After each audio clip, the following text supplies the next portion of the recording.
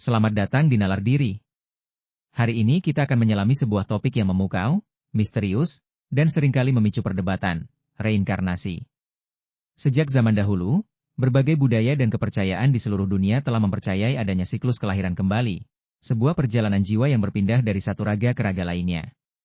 Konsep ini bukan hanya sekadar mitos atau dongeng, melainkan sebuah gagasan mendalam yang mencoba menjelaskan keberadaan kita, tujuan hidup, dan bahkan nasib setelah kematian. Apakah kita benar-benar pernah hidup sebelumnya? Apakah memori-memori dari masa lalu bisa terbawa hingga kehidupan saat ini? Mari kita telusuri bersama kisah-kisah nyata yang akan membuat kita bertanya-tanya, apakah ada lebih dari sekadar yang kita lihat? Kita akan memulai perjalanan kita dengan menyelami beberapa kisah yang paling terkenal dan paling banyak didokumentasikan mengenai orang-orang yang mengklaim mengingat kehidupan masa lalu mereka. Salah satu kasus yang paling mencengangkan adalah James Leininger. Sejak usia 2 tahun, James mulai mengalami mimpi buruk yang berulang tentang kecelakaan pesawat. Dia sering menyebutkan detail-detail spesifik tentang pesawat tempur, seperti Corsair dan Natoma, serta nama Jack Larsen. Orang tuanya, awalnya skeptis, mulai mencari tahu. Mereka menemukan bahwa Natoma adalah nama kapal induk dalam Perang Dunia Kedua, dan Jack Larsen adalah nama seorang pilot yang terbang dari kapal tersebut. James bahkan bisa menggambar detail kokpit pesawat yang akurat, sesuatu yang belum pernah dia lihat sebelumnya. Setelah penyelidikan lebih lanjut, terungkaplah bahwa seorang pilot bernama James Houston Jr. tewas dalam aksi di Iwo Jima, menerbangkan Corsair dari USS Natoma Bay. Detail yang diberikan James Leininger sangat cocok dengan kehidupan James Houston Jr., termasuk nama rekan pilotnya dan bagaimana pesawatnya ditembak jatuh. Kisah ini menjadi salah satu bukti paling kuat yang mendukung fenomena reinkarnasi. Selain James Leininger, ada juga kisah Shanti Devi dari India. Pada tahun 1930-an, ketika masih sangat muda, Shanti mulai menceritakan detail-detail spesifik tentang kehidupan sebelumnya di kota Mathura, sekitar 145 km jauhnya dari desa asalnya. Dia mengklaim bernama Ludgi Devi dan memiliki seorang suami bernama Kedarnath serta seorang putra. Shanti bahkan bisa menyebutkan alamat rumahnya dan detail tentang kematiannya setelah melahirkan anak kedua. Ketika sekelompok peneliti, termasuk kerabat Kedarnath, mengunjunginya, Shanti mampu mengenali Kedarnath dan putranya meskipun belum pernah bertemu mereka sebelumnya. Dia juga mengetahui detail-detail pribadi tentang keluarga Ludgi Devi yang tidak mungkin dia ketahui. Kisah Shanti Devi ini diselidiki secara ekstensif oleh Mahatma Gandhi dan Komite Reinkarnasi India, dan temuan mereka sangat mendukung klaim Shanti. Kasus lain yang menarik adalah Ryan Hammonds. Sejak usia 4 tahun, Ryan sering terbangun di malam hari dengan berteriak tentang pulang. Dia mulai berbicara tentang kehidupan lain di Hollywood, tempat dia pernah bertemu bintang film Rita Hayworth dan bekerja di sebuah agensi. Orang tuanya, yang awalnya mengira itu hanya fantasi anak-anak, kemudian menemukan sebuah buku dari perpustakaan yang menampilkan foto-foto lama Hollywood. Ryan menunjuk ke salah satu foto dan berkata, "Itu aku." Pria dalam foto itu adalah Marty Martin, seorang agen bakat Broadway yang meninggal pada tahun 1964. Setelah dilakukan penelitian lebih lanjut, ternyata detail-detail yang diberikan Ryan tentang kehidupan Marty Martin sangat akurat, termasuk fakta bahwa dia pernah menari di Broadway, memiliki saudara perempuan yang sakit, dan melakukan perjalanan ke Paris. Kisah Ryan Hammonds ini juga diteliti oleh Dr. Jim Tucker dari University of Virginia, seorang psikiater anak yang telah menghabiskan puluhan tahun meneliti kasus-kasus reinkarnasi pada anak-anak. Dr. Jim Tucker dan pendahulunya, Dr. Ian Stevenson, adalah pionir dalam penelitian reinkarnasi. Mereka telah mengumpulkan ribuan kasus anak-anak di seluruh dunia yang mengklaim mengingat kehidupan masa lalu mereka. Yang menarik, banyak dari anak-anak ini memiliki tanda lahir atau cacat fisik yang sesuai dengan luka-luka yang dialami oleh orang yang meninggal di kehidupan sebelumnya. Misalnya, seorang anak laki-laki di Turki yang mengklaim ditembak di kepala di kehidupan sebelumnya memiliki tanda lahir di bagian kepala yang persis sama dengan lokasi luka tembak tersebut.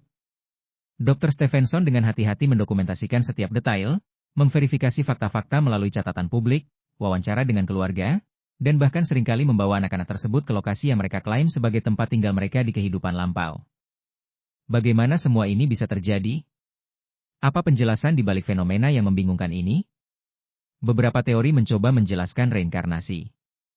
Teori pertama adalah ingatan kolektif atau bawah sadar.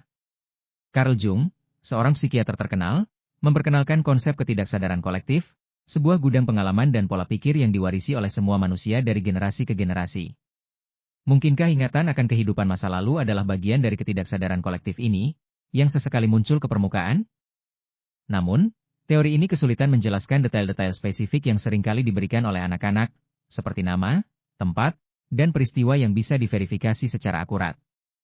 Teori kedua adalah kriptomnesia, yaitu ingatan tersembunyi. Teori ini berpendapat bahwa seseorang mungkin secara tidak sadar menyerap informasi dari sumber eksternal, seperti buku, film, atau percakapan, dan kemudian meyakininya sebagai ingatan pribadi. Namun, dalam banyak kasus reinkarnasi, terutama yang melibatkan anak-anak kecil, informasi yang diberikan terlalu spesifik dan terlalu jauh dari pengalaman mereka sehari-hari. Sulit untuk membayangkan bagaimana seorang anak berusia 2 tahun bisa mengumpulkan detail-detail akurat tentang pesawat tempur Perang Dunia Kedua atau agen bakat di Hollywood tanpa pernah terpapar informasi tersebut. Teori ketiga adalah bahwa ini hanyalah fantasi atau perhatian. Anak-anak memiliki imajinasi yang kaya, dan terkadang mereka menciptakan cerita untuk menarik perhatian orang dewasa. Namun, lagi-lagi, detail-detail yang diberikan dalam kasus-kasus yang diteliti Dr. Stephenson dan Dr. Tucker seringkali sangat spesifik, konsisten, dan dapat diverifikasi, jauh melampaui imajinasi biasa.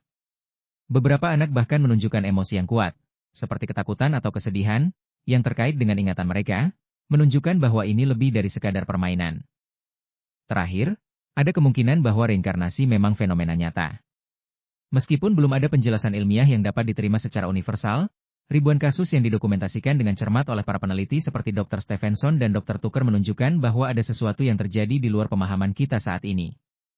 Konsep jiwa atau kesadaran yang dapat bertahan setelah kematian dan berpindah ke tubuh baru adalah inti dari teori ini. Jika ini benar, maka ini akan mengubah cara kita memahami kehidupan, kematian, dan identitas. Bagaimana menurut Anda? Apakah cerita-cerita ini membuat Anda merenungkan kemungkinan adanya kehidupan setelah kehidupan? Atau apakah Anda mencari penjelasan lain yang lebih rasional? Jadi, bagaimana semua ini bisa terjadi? Kisah-kisah yang baru saja kita dengar memang membingungkan, bukan? Membayangkan seseorang mengingat detail-detail spesifik dari kehidupan yang belum pernah mereka jalani di masa sekarang adalah sesuatu yang sulit diterima oleh nalar logis kita. Namun, disinilah letak keunikan fenomena ini. Banyak dari kasus-kasus ini, terutama yang melibatkan anak-anak, memiliki pola yang menarik. Anak-anak biasanya mulai menceritakan ingatan mereka sejak usia sangat muda, seringkali antara usia 2 hingga 5 tahun. Ingatan ini cenderung memudar seiring bertambahnya usia, seolah-olah tabir yang memisahkan kehidupan lampau dan saat ini semakin tebal.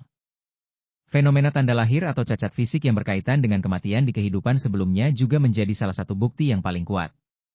Bayangkan, seorang anak yang lahir dengan tanda lahir aneh di kepala, dan setelah ditelusuri, ternyata orang yang ia klaim sebagai dirinya di kehidupan lalu meninggal karena luka tembak di lokasi yang sama.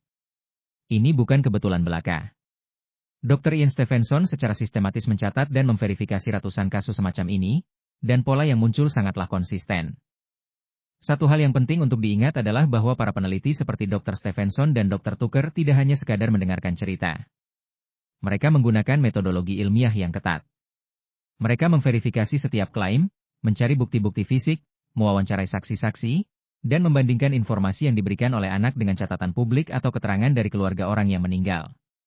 Pendekatan yang hati-hati ini yang membuat penelitian mereka begitu kredibel di mata banyak orang. Tentu saja, skeptisisme tetap ada, dan itu wajar. Ada banyak hal di dunia ini yang belum bisa dijelaskan oleh sains modern. Namun, menolak mentah-mentah fenomena reinkarnasi juga berarti menutup mata terhadap ribuan bukti yang telah terkumpul selama bertahun-tahun. Mungkin saja, kita belum memiliki alat atau pemahaman yang cukup untuk sepenuhnya menguak misteri ini. Mungkin saja, reinkarnasi adalah bagian dari siklus besar alam semesta yang jauh lebih kompleks daripada yang kita bayangkan. Beberapa tradisi spiritual percaya bahwa jiwa bereinkarnasi untuk belajar pelajaran baru, untuk menyelesaikan karma, atau untuk mencapai pencerahan. Jika ini benar, maka setiap kehidupan adalah sebuah kesempatan, sebuah babak dalam sebuah kisah yang lebih besar. Mari kita rekap sejenak.